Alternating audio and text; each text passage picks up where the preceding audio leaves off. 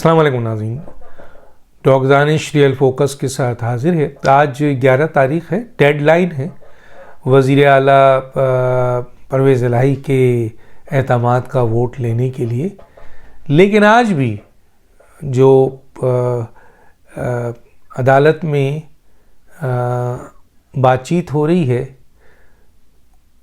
उन बातचीत की बुनियाद पर कानूनी माहिरीन जो हैं वो बड़े परेशान हैं कि ये क्या हो रहा है। जैसे मैं अभी एक आपको वाक़या सुनाऊं, बहुत ही दिलचस्प वाक़या है। और किसी ने कहा आजकल जो इस्लामाबाद हाई कोर्ट, पिछली इस्लामाबाद हाई कोर्ट में एक जज साहब थे, वहाँ जो इस्लामाबाद हाई कोर्ट का रवैया था कि बहुत सारे फ़ैसले उनके गैर आइनी गैर कानूनी हो रहे थे और एक साहब को रिलीफ दिया जा रहा था, एक्स्ट्रा ऑर्डिनरी, और फैसलों से ये लग रहा था कि मैंने जो करना है कर दिया, तुम जो कर सकते हो कर लो। ऐसे फैसले नज़र आए कि मैंने जो करना था वो कर दिया, आइन की ऐसी की तैसी, मैंने जो फैसला करना था कर दिया, वो फैसला तुम्हें मानना पड़ेगा और ये फैसला आइन के मुताबिक है या नहीं है, जो करना है कर लो।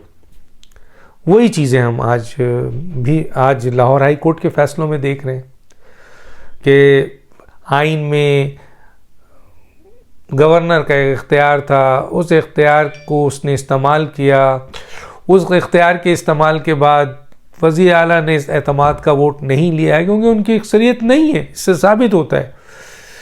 तो वो डिनोटिफाई कर दिया, अदालत ने फिर रिलीफ दिया कि नहीं जी आपने कम टाइम दिया है। तो चलें जी, टाइम अब 11 तारीख़ हो गई है, 9 से इजलास चल रहा है, लेकिन वज़ीर आला एतमाद का वोट नहीं लेते हैं। और आज भी बहस ये है कि गवर्नर का ये इख्तियार गैर आइनी है, गैर कानूनी है, और उसका उसने जो अक्सरियती का कहा वज़ीर आला को, वो गलत का, और ये बहस चल रही है अभी भी। हालांकि अगर आइन का आर्टिकल 130 का 7 देखें तो उसमें क्लियर कट है कि भैया जिस वक्त गवर्नर को ये एहसास हो जाए, सर्टिफाई हो, तो वो कॉल कर सकता है। अब उस पर ये हो रहा है कि गवर्नर ने जो कॉल किया है वो सही कॉल नहीं किया है, उसकी इंटेंशन सही नहीं थी, वो दूसरी पार्टी को लाना चाहता है, पता नहीं क्या क्या गुफ्तगू कर रहे हैं वहाँ वकील खड़े हुए, और सुना भी जा रहा है बार।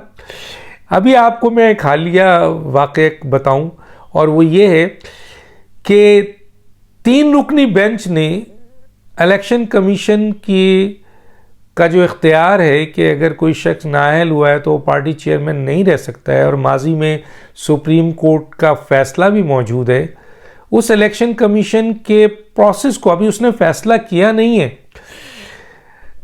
एक रुकनी बेंच जो था उसने एक ऑर्डर जारी कर दिया लाहौर हाई कोर्ट के कि इलेक्शन कमीशन, हालांकि उसने भी फैसला दिया नहीं है कि आप इमरान खान के खिलाफ कोई वर्स फैसला नहीं कर सकते।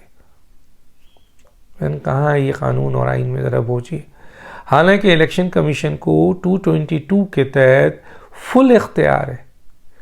इलेक्शन कमीशन के इस तरह फैसले रोकने का मतलब है आप 222 और आइन के आर्टिकल 8 की बराह रास्त खिलाफ वर्जी कर रहे हैं। हो रहा है, जो करना कर लो, मैं फ़ैसला करने का इख्तियार, मैं फ़ैसले पे आ रहा हूँ, मैं फ़ैसला करने का इख्तियार रखता हूँ क्योंकि मैं जज हूँ, मैं जो चाहूँ कर दूँ, तुमने जो कुछ करना है कर लो। मसलन इसका तो यही नज़र आता है ना। अब इलेक्शन कमीशन ये फ़ैसला लेके सुप्रीम कोर्ट जाती है, सुप्रीम कोर्ट कहती है अब अपने इख्तियार इस्तेमाल करें, लेकिन लाहौर हाई कोर्ट ये फ़ैसला दे देती है। चलें, बड़ी दिलचस्प बात आपको बताते हुए आगे बढ़ता हूं, जो इम्पोर्टेंट आज का इशू है कि देखिए, एक रुकनी बेंच ने इलेक्शन कमीशन को कहा कि आप कोई वर्स फैसला नहीं कर सकते, हालांकि उन्होंने भी फैसला किया नहीं है। चलें भाई, उसके बाद केस आज होना था, उसको फिर इससे पहले 2 दिन पहले 3 रुकनी बेंच के पास भी यही था, किसी ने एप्लीकेशन लगाई थी कि इमरान खान साहब क्योंकि नाअहल हो चुके हैं इसलिए वो पार्टी के चेयरमैनशिप नहीं संभाल सकते। 3 रुकनी बेंच ने ये कहकर इस केस को गैर मौसर कह दिया कि ये ऑलरेडी 1 रुकनी बेंच के पास ये केस मौजूद है, इसलिए हमें सुनने की ज़रूरत नहीं है। 3 रुकनी बेंच ने ये फैसला दिया। आज एक बेंच जो है वो ये फैसला देती है पहले कि इमरान खान के खिलाफ आप कोई कार्रवाई नहीं कर सकते, और आज उस फैसले के आगे केस को स्टडी करते हुए कह देती है कि ये फुल कोर्ट इस पे बनाया जाए। और ऑलरेडी 3 रुकनी बेंच ये दे चुकी है, क्योंकि फैसला 1 रुकनी बेंच के पास है तो वो गैर मौसर है। जस्टिस डिले जस्टिस, मतलब आप क्या चाह रहे हैं? एक कानूनी और आइनी इख्तियार आइन का जो इलेक्शन कमीशन को दिया है उसको इस तरीके से घुमाया जा रहा है। पहले 1 रुकनी बेंच, फिर 3 रुकनी बेंच, 3 रुकनी बेंच ने गैर मौसर कर दिया, 1 रुकनी बेंच ने पहले ऑर्डर किया कि नहीं कर सकते, उसके बाद गया कि नहीं जी ये मामला फुल कोर्ट में जाए। वो फुल कोर्ट पे चीफ जस्टिस के पास गया है, चीफ जस्टिस का फुल कोर्ट बनाएंगे और फिर ये चीज़ आगे बढ़ेगी। हालांकि इंसाफ के लिए इलेक्शन कमीशन का जो इदारा है वो अपने इख्तियारात जो आइन ने उसे दिया है उसके इंतज़ार में बैठा है, और यहाँ ये सारा का सारा फैसले हो रहे हैं। सोचिए आप, और आज जो है वो आइन के आर्टिकल 137 की धज्जियाँ बिखेरी जा रही हैं। 12 वकील अपना बड़े बड़े स्टेटमेंट दे रहे हैं, लेकिन बात यह है कि हम जैसे तालिब इल्म जब हम बड़े बड़े कॉन्स्टिट्यूशन लॉयर से पूछते हैं तो वो साफ कहते हैं कि ये कानून की धज्जियाँ बिखेरी जा रही हैं। अब एक और केस हुआ है जिसमें सुप्रीम कोर्ट ने सो मोटो नोटिस लिया और उसको चीफ जस्टिस काजी फाइज ईसा इसको देख रहे हैं। बड़ी खुशी की बात यह है कि जस्टिस काजी फाइज ईसा देख रहे हैं। वो ये है कि जो पिछले अटॉर्नी जनरल थे औशत्रो इश्ताफ, वो उन्होंने रिज़ाइन किया, उसको एक्सेप्ट कर लिया गया। नए अटॉर्नी जनरल को अपॉइंट कर दिया वज़ीर आज़म ने, सदर ने इसको अप्रूव कर दिया। लॉ मिनिस्टर उसको नोटिफाई नहीं कर रहे हैं, ये न्यूज़ आई, हमने उसको ब्रेक किया। हमारे इसमें अमानुल्लाह कनरानी साहब जो साबिक बार कौंसल्स के प्रेसिडेंट है, उन्होंने ये डिस्क्लोज़ किया। और आज उसकी हकीकत ये है कि जस्टिस काजी फाइज ईसा ने पूछा attorney general, deputy attorney general, additional attorney general, कि आपके नए अटॉर्नी जनरल कौन है? उनको पता ही नहीं है। आप देखें गेम ये, आप देखें। अच्छा, कहा यह जा रहा है कि डी नोटिफाई इसलिए नहीं कर रहे हैं लॉ मिनिस्टर कि चीफ जस्टिस ऑफ पाकिस्तान को ये शख्स पसंद नहीं है। चीफ जस्टिस ऑफ पाकिस्तान का इससे क्या ताल्लुक? ये तो एग्जीक्यूटिव का या फेडरल गवर्नमेंट का प्रोग्रेटिव है, वो जिसको चाहे बनाए। लेकिन लॉ मिनिस्टर जो कि वज़ीर आज़म के अंडर हैं, फेडरल गवर्नमेंट के अंडर हैं, वो कहा यह जा रहा है कि वो नोटिफाई इसलिए नहीं कर रहे हैं, हालांकि वज़ीर आज़म अप्रूव कर चुका है, हालांकि सदर साइन कर चुके हैं, लेकिन सिर्फ नोटिफाई इसलिए नहीं है कि चीफ जस्टिस नहीं चाहते हैं, और चीफ जस्टिस का इससे कुछ लेना देना नहीं है। ये देखें आप, कानून और आइन आपके सामने है जो मैंने बताया है। अब आइए, एक तरफ इमरान खान साहब और परवेज़ इलाही एक पेज पे नज़र आ रहे हैं। परवेज़ इलाही कह रहे हैं कायदे आज़म जैसा लीडर है इमरान खान, ऐसा लीडर मिल ही नहीं सकता है, या ओपन बाहर आके कह रहे हैं, और अंदर जो गालियां दे रहे हैं वो दुनिया सुन रही है। ऐसा नहीं है कि वो गाली एक आदमी के सामने दे रहे हैं, वो इमरान खान की धज्जियाँ बिखेर रहे हैं अपने गुफ्तगू में, अपनी निजी गुफ्तगू में, और बाहर आके कह रहे हैं कि कायदे आज़म जैसा लीडर है। ये लीडर नहीं मिला तो फिर लीडर ही नहीं मिलेगा कोई। ये मफादात है, देखें, खुला मफाद है, जिसकी बुनियाद पर इमरान खान भी कहते हैं कि इससे को अक्सरियत का वोट ले अंदरून खाना, और 3000 अरब रुपए का परवेज़ इलाही और मुनस इलाही पे इल्ज़ाम लग रहा है। और वो कहाँ लग रहा है? वो जमा पार्क में लग रहा है। किसके सामने लग रहा है?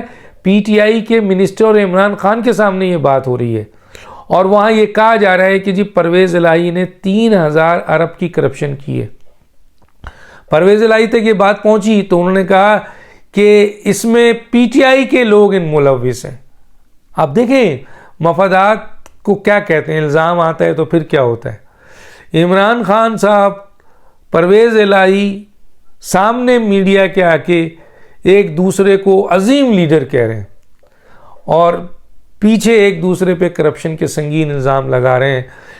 सामने आके कायदे आज़म जैसा लीडर कहा जा रहा है, पीछे कहा जा रहा है कि जी ये इस मुल्क की नहूसत है, हमारी बदकिस्मती है कि हमने इनके साथ इत्तेहाद किया। क्या क्या गुफ्तगू हो रही है, लेकिन सामने कुछ और पीछे कुछ। ये मुनाफिकत, यानी मुनाफिक आज़म, एक तो होता मुनाफिक, होता मुनाफिक आज़म, वो खेल सामने खेला जा रहा है। बहरहाल इसमें कोई शक नहीं है कि इन चंद महीनों के अंदर बहुत बड़ा रकम खर्च की गई है और ये कहा गया है कि इन रकमों की बुनियाद पर डेवलपमेंट फंड्स के नाम पर ये रिश्वत दी गई है उन लोगों को ताकि परवेज़ इलाही को लोग छोड़ें नहीं। लेकिन ऐसा नहीं है। आज परवेज़ इलाही इन तमाम इतनी ख़तीर रकम खर्च करने के बावजूद, निकालने के बावजूद संगीन, क्योंकि उनके साहबजादे तो गायब हो गए, यहाँ से निकल गए, सुना है यूरोप चले गए मोनस साहब, और उन पर संगीन इल्ज़ाम भी है और अपोजिशन का दावा है कि 3000 अरब की करप्शन है। और 3000 अरब की करप्शन जाहिर है मांगी जाएगी जब कल इनकी हुकूमत नहीं रहेगी। लेकिन क्योंकि दोनों पकड़े जाएंगे, पीटीआई इमरान खान भी और परवेज़ इलाही, तो यहाँ आकर दोनों के मफादात सेम हो जाते हैं, लेकिन एक दूसरे पे इल्ज़ाम लगा रहे हैं। तो अब सूरत हाल ये है कि आज हुकूमत का फ़ैसला होना है, आज एतमाद कर लेना है। देखते हैं कि जी अदालतें कानून और आइन के ऊपर फ़ैसला करती हैं, कानून और आइन की धज्जियाँ बिखेरती हैं। इंतज़ार है आज का, और फिर हम इसके ऊपर आपको व्लॉग करेंगे कि खेल क्या हो रहा है, चाहते हैं क्या हैं लोग। अभी भी इमरान खान लाडले के सपोर्टर किस किस हवाले से कहाँ बैठे हुए हैं, और इमरान खान को ये हुकूमत तमाम तर इख्तियारात, ताकत और सबूतों की बुनियाद पर इमरान खान के ख़िलाफ़ कार्रवाई क्यों नहीं कर रही। तो देखते हैं। डॉक्टर दानिश को याद दीजिए। अल्लाह हाफ़िज़।